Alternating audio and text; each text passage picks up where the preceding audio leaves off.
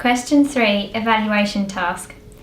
After reviewing my audience feedback, I believe my products have been successful in their purpose. For example, the first question I asked all of my interviewees was, can you tell me the media products I have made? All of my audience feedback members were correct, as they stated that I'd had a magazine, a poster and a soap opera trailer.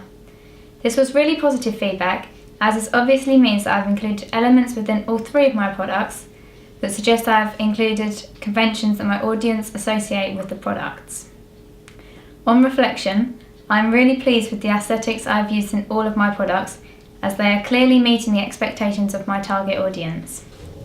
Secondly, my audience feedback suggested to me that my colours on my magazine could be improved. For example, my last interviewee stated that she would like to change the colour of the masthead. She thought it was a bit too bright and therefore suggested it would look better in a darker colour such as black.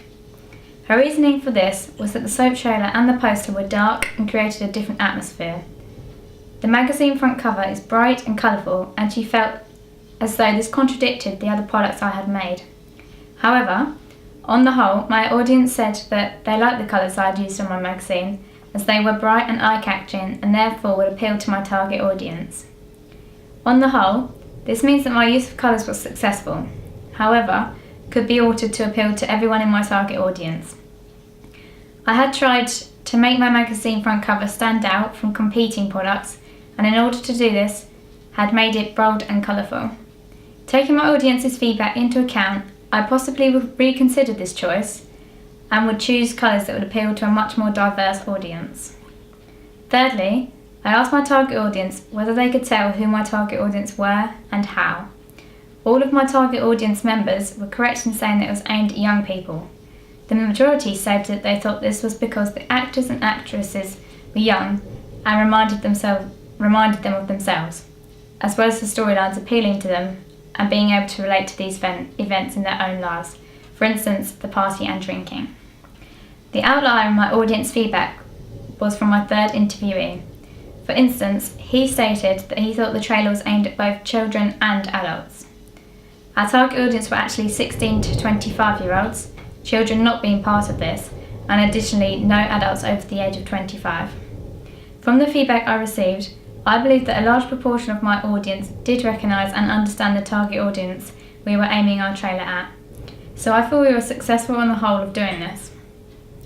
In order for us to make sure our trailer appealed purely to our target audience, I feel that I could have included additional props and could have filmed the production in a location that is more unique and stereotypical of a young person.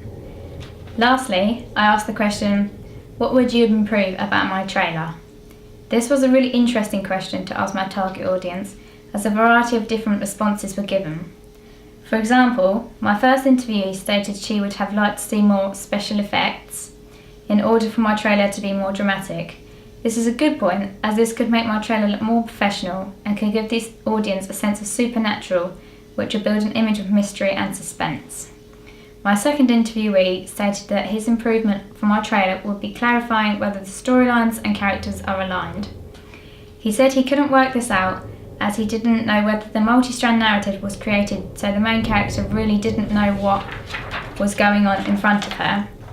The piece of feedback wasn't as positive as I had hoped, as we had included a multi-strand narrative to ensure that our product would display a variety of different storylines so the audience could get to know a range of characters. However, our audience obviously didn't find this as simple to decode as we had hoped.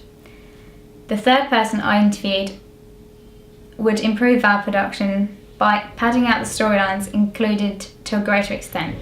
For instance, he said throughout the video he found himself assuming a lot about the soap, where he would prefer not to have to do this. My last interviewee additionally had a different opinion on how I could improve my trailer. She said she would shorten the length of the opening scene as it lasted too long for a trailer. She also pointed out that she may change the fact that we see the murderer.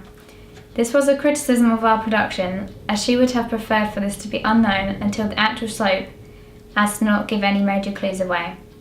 If I was to film the production again, it may be a good idea to keep the murderer more anonymous. However, as producers, the inclusion of Jamie's character may have been foreshadowing following storylines in order to make the audience think one thing when actually we had planned to twist the narrative.